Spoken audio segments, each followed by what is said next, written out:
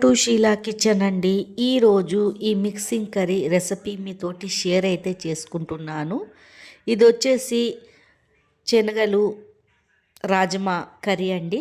రెండు మిక్సింగ్ చేసి అయితే చేశాను. చాలా టేస్టీగా ఉంటుంది. పూరీలు ఎంబడి, చపాతీలు ఎంబడి, వేడి వేడి అన్నం ఎంబడి. దీని ప్రాసెస్ నేను ఎలా చేస్తున్నానో చూపిస్తానండి. ఫస్ట్ అయితే గిన్నెలో ఆయిల్ వేసుకున్నాను. తర్వాత 2 ఆనియన్ అయితే మిక్సీ పట్టుకొని అయితే రెడ్గా ఫ్రై అయితే చేసుకోవాలండి. చూడండి, ఆనియన్ని మిక్సీ పట్టుకొని మెత్తగా, కొద్దిగా నూనె ఎక్కువ వేయాలా, టేస్ట్ మంచిగా వస్తుందండి అప్పుడే. ఎందుకంటే ఈ ఆనియన్ మనం మిక్సీ పట్టుకున్నాం కదా, నూనె ఎక్కువ గుంజుకుంటుంది. ఫ్రై చేస్తాండి, కొద్దిగా నూనె ఎక్కువనే కావాలా. మంచి గోల్డెన్ కలర్లో అయితే రావాలండి. తర్వాత కొద్దిగా అల్లం పేస్ట్ వేసుకోవాలా, కలబెట్టుకోవాలండి పచ్చివాసన పోయే వరకు. బాగా ఈ బ్యాచిలర్ అయినా ఈజీగా చేసుకోవచ్చు.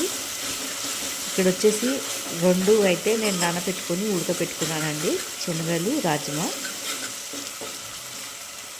చూడండి, తర్వాత కొద్దిగా పసుపు వేసుకోవాలా. తర్వాత మనకు రుచికి సరిపోయేంత కారం వేసుకోవాలండి. మంచి పచ్చివాసన పోయే వరకు వేపుకోవాలా. చూడండి, ఒక 3 టమాటాలు అయితే తీసేసుకున్నాను. ఇది సన్నగా అయితే తరుక్కోవాలండి. టమాటాలు కర్రీ గురించి చిన్న చిన్న ముక్కలు అయితే కోసుకొని వేసేసుకుంటున్నాను.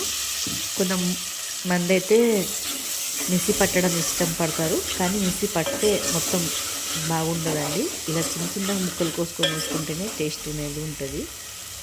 మిక్సీ పట్టుకొని అయితే ఎప్పుడు వేసుకోవద్దు టమాటా అయితే. తర్వాత మనకు రుచికి సరిపోయేంత సాల్ట్ వేసుకోవాలా. మంచిగా కలబెట్టుకోవాలండి. ఇదొక చట్నీ లాగా అయితే చేసేసుకోవాలి, మంచిగా ఉడకపెట్టుకొని. చూడండి,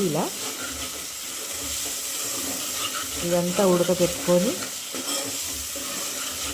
పెట్టుకోవాలండి.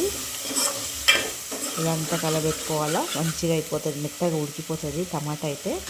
తర్వాత ఇది ఉడకపెట్టుకునేది మిక్సింగ్ రాజ్మా శనగలు దీంట్లో వేసుకోవాలండి. మొత్తం అయితే కలబెట్టేసుకోవాలా. ఉప్పు కారం అన్ని పట్టేలాగా కలుపుకోవాలండి. ఒక 4-5 విజిల్ వచ్చే వరకు అయితే ఉడకపెట్టుకోవాలా. బాగా ఎక్కువ ఉడకపెట్టొద్దు, మెత్తగా ఉడుకుంటే కూడా బాగుండదు. మనం చూసి ఉడకపెట్టుకోవాలండి. తర్వాత ఉడకపెట్టుకున్న నీళ్ళే కొద్దిగా మిలిగితే దీంట్లో వేసేస్తున్నాను. పారేయొద్దండి అది.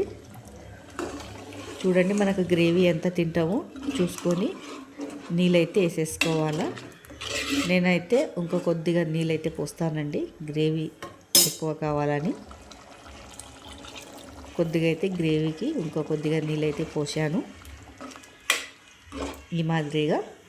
తర్వాత ఒక 10 నిమిషాలు మూత పెట్టి పెట్టేయాలండి. సిమ్ మంట మీద ఉడుకుతూనే ఉంటుంది.